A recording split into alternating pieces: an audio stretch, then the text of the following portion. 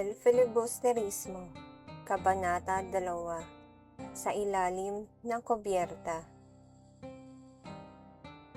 Sakay sa ilalim ng kubyerta sina Basilio, Isagani at Kapitan Basilio. Naroroon din ang mga tampipi, maleta, bakol at ang makina nito. Dahilan kung bakit naghalo na ang singaw ng tao at mabahong amoy ng langis ng barko. Pinag-uusapan nila ang tungkol sa pagnanais nilang magkaroon ng akademya ng wikang Kastila.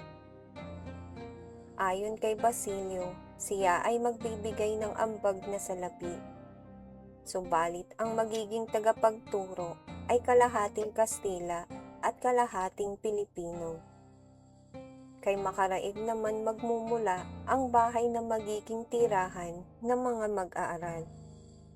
Nagtungo rin sa ilalim ng kubyerta si Simon. Nilapitan nito ang magkaibigang Basilio at Isagani. Dito ay ipinakilala si Simon ni Basilio kay Isagani.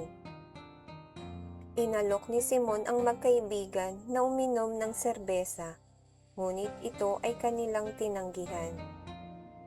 Sinabi ni Basilio na ayon raw kay Padre Camora, ang mga Pilipino raw ay palainom ng tubig at hindi ng serbesa, kung kaya't kulang sa lakas ang mga ito.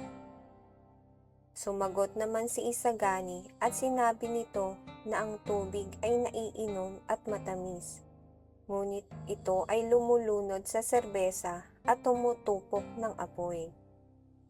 Ilang saglit pa, habang sila ay nag-uusap, ay may lumapit na isang utusan.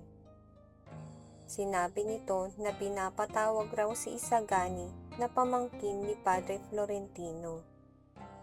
Ayon naman sa iba ay anak raw ng pari si Isagani sa dating katipan nang ito ay nabalo.